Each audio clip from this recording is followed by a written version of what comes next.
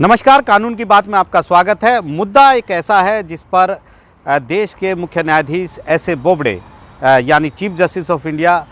काफ़ी दिनों से विवादों में थे, क्योंकि उन्होंने एक टिप्पणी की थी बलात्कार के एक मामले में, जिसमें महाराष्ट्र का ये मामला था, जिसमें एक जो आरोपी है सरकारी कर्मचारी, वो सुप्रीम कोर्ट आया था अग्रिम जमानत मांगते हुए, और उसका ये दावा था कि जो लड़की थी जिस समय उसने उसके साथ संबंध बनाए थे उस समय वो नाबालिग थी, और इसके बाद लगातार वो उसके साथ बलात्कार करता रहा। और इस मुद्दे पर जब 2019 में उसके खिलाफ लड़की ने एफआईआर दर्ज कराई तो फिर ट्रायल कोर्ट ने उसे ज़मानत दे दी थी, लेकिन हाई कोर्ट ने इस ज़मानत को रद्द कर दिया, जिसके खिलाफ वो आरोपी यहाँ आया था। और उसने दावा किया था कि इस लड़की ने उसके खिलाफ एफआईआर जब दर्ज कराई जब उसने इस वायदे को तोड़ दिया गया था उनकी तरफ से कि वो उसे बालिग होने के बाद शादी करेगा। तो यहाँ पर एक टिप्पणी चीफ जस्टिस एस.ए. बोबडे ने उस समय की थी कि क्या आप उनसे शादी करेंगे, अगर शादी कर रहे हैं तो आपकी मदद की जा सकती है, वरना आप गिरफ्तार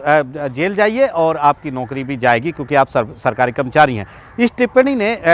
काफ़ी विवाद पैदा किया, बहुत सारे लोगों ने इस पर सवाल उठाए, वकीलों ने, एक्टिविस्ट ने, नेताओं ने इस मामले में चीफ जस्टिस पर सवाल उठाए और कहा कि देश की सबसे बड़ी अदालत को इस तरह के बयान नहीं देने चाहिए, ये सीधे तौर पर एक बलात्कार का मामला है, और ऐसे में उस बलात्कारी को ये नहीं कहना चाहिए कि वो उससे शादी कर ले। और यहाँ पर चीफ जस्टिस की बेंच ने उस समय बाद में ये भी कहा था कि वो ये नहीं कह रहे हैं कि तुम शादी कर लो, क्योंकि इससे आरोपी ये कहेगा कि सुप्रीम कोर्ट ने उसे मजबूर किया है। हालांकि आरोपी की तरफ से बताया गया था कि वो शादी नहीं कर सकता, क्योंकि वो पहले से शादीशुदा है। तो इस पर कुछ प्रोटेक्शन जरूर दिया था, गिरफ्तारी से संरक्षण दिया था कुछ हफ्तों के लिए सुप्रीम कोर्ट ने, और कहा था कि वो नियमित जमानत के लिए ट्रायल कोर्ट जाए। इस मुद्दे पर अब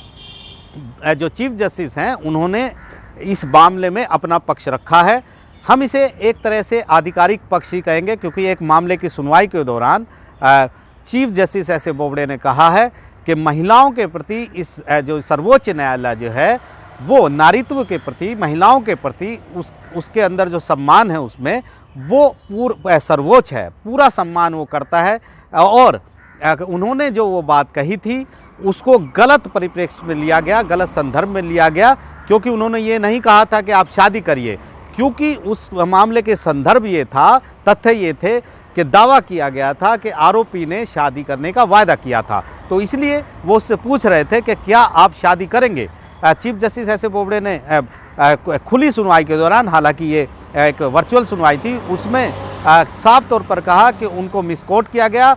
गलत तरीके से खबर पेश की गई, क्योंकि उन्होंने ये नहीं कहा था कि आप जाकर शादी करिए, उन्होंने ये पूछा था कि क्या आप शादी करने जा रहे हैं। इन दोनों के अलग अलग मतलब हैं। तो ये बात आज चीफ जस्टिस ने साफ की है, एक तरीके से उन बातों का जवाब दिया है अपने न्यायिक फोरम से, अपनी अदालत में बैठ करके, कि उनकी बात को तोड़ मरोड़ कर पेश किया गया, और जो उनका संदर्भ था वो अलग था, लेकिन मीडिया ने जो संदर्भ दिखाया वो दूसरी तरीके से दिखाया है। इसके साथ साथ उन्होंने ये भी कहा है कि सुप्रीम कोर्ट के मन में नारीत्व के प्रति, महिलाओं के प्रति जो सम्मान है वो उच्च है, सर्वोच्च है, और ये बात वो हमेशा पहले भी थी और आगे भी जारी रहेगी। यहाँ पर जो केंद्र सरकार की तरफ से सॉलिसिटर जनरल तुषार मेहता उस मामले में थे, उन्होंने कहा कि